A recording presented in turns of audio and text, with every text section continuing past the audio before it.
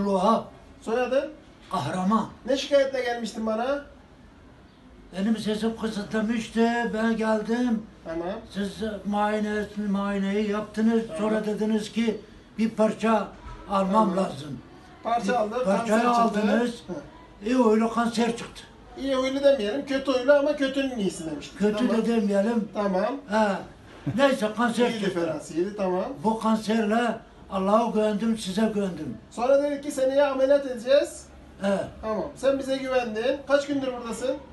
Bu bir aydan bir ay bir gün, bir ay iki gün. Tamam. Şimdi nasıl oldun?